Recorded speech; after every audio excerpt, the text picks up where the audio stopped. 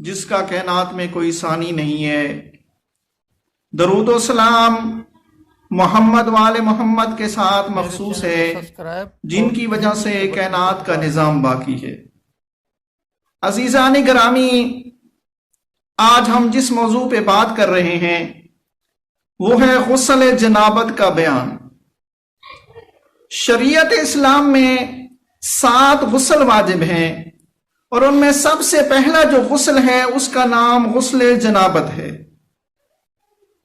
غسل جنابت کرنے کا طریقہ کہ سب سے پہلے انسان کو پیشاب کرنا چاہیے، اس کے بعد استبراء کرنا چاہیے، پھر اگر انسان کے گلے میں کوئی تعویذ ہے، کوئی لاکٹ ہے، کوئی انگوٹھی ہے جو پانی سے رکاوٹ کا باعث بنتی ہے، اس کو اتارنا چاہیے تاکہ پورے بدن پر پانی پہنچ جائے۔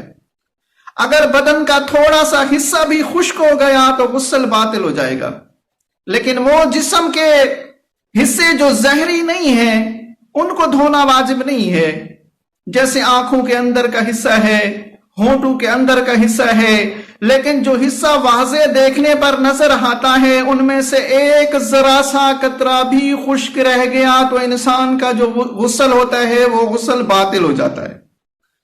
سب سے پہلے انسان غلاظت کو صاف کرے، نجاست کو صاف کرے، اور جب وہ مکمل صاف ہو جائے تو انسان ہاتھ دھونے کے بعد 3 مرتبہ کلی کرے اور 3 مرتبہ ناک میں پانی ڈالے اور اس کے بعد نیت کرے۔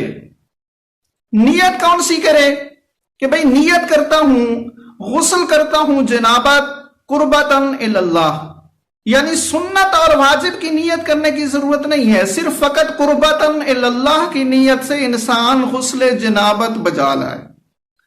اب اس غسل کو بجا لانے کے 2 طریقے ہیں۔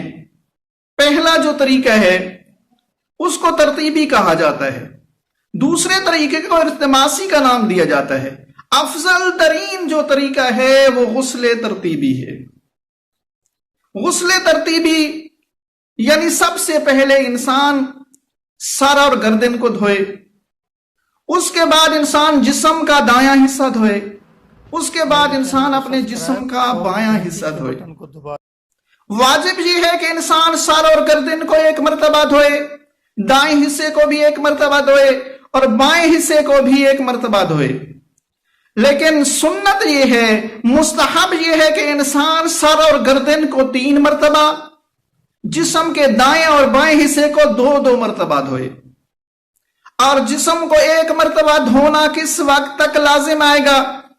یہ نہیں ہے کہ آپ نے جسم پہ 1 لوٹا بہا دیا تو یہ سمجھ لیں کہ 1 دفعہ آپ نے دھو لیا، نہیں، یعنی جس سر اور گردن پہ آپ اتنے لوٹے ڈالیں، اتنا پانی ڈالیں کہ جب آپ کو یقین ہو جائے کہ سر اور گردن مکمل طور پر دھل چکی ہے تو یہ 1 بار دھونا شمار ہو جائے گا۔ پھر دوسری مرتبہ آپ تھوڑا سا پانی ڈالیں گے تو دوسری دفعہ دھونا شمار ہو جائے گا، کیونکہ پہلے جو ہے جسم گیلا ہے۔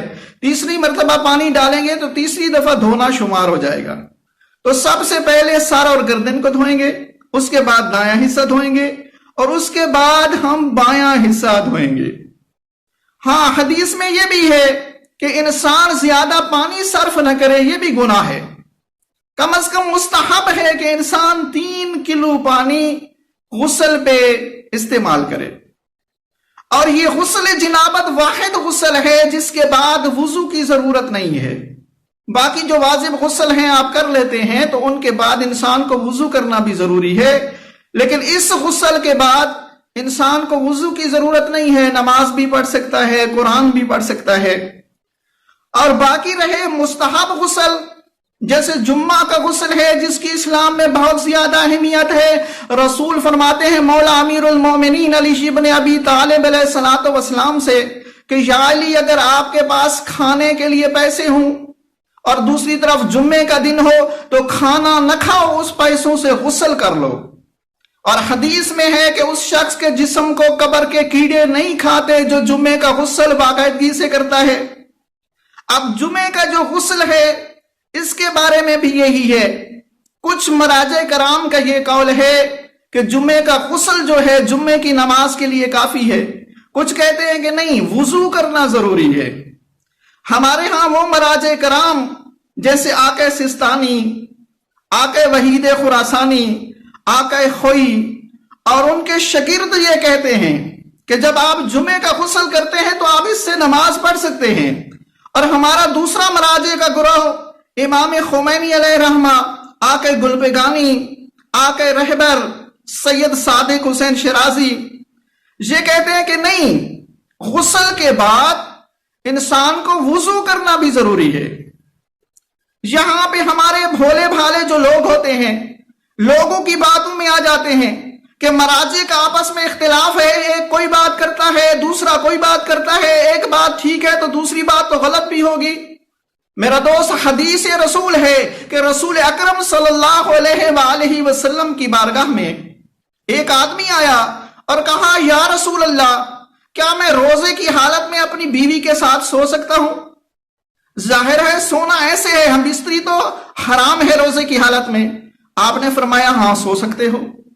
اب تھوڑی دیر گزری، ایک دوسرا شخص آیا، اس نے پوچھا، یا رسول اللہ، میں روزے کی حالت میں اپنی بیوی کے ساتھ سو سکتا ہوں؟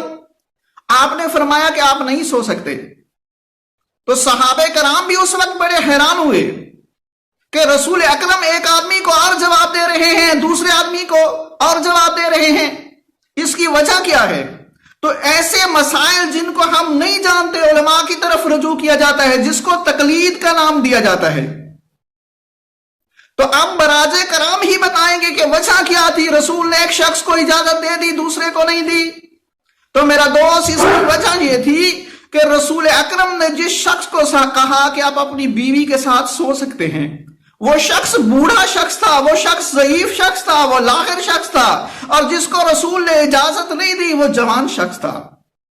تو یہ ایسے مسائل ہیں کہ ان میں جو اختلاف ہوتا ہے، اختلاف کا مطلب یہ نہیں ہوتا کہ ایک مسئلہ غلط ہے اور ایک ٹھیک ہے، بلکہ دونوں مسائل جو ہیں وہ اپنے مقام پہ درست ہیں۔ وما الینا الا البلاغ المبین۔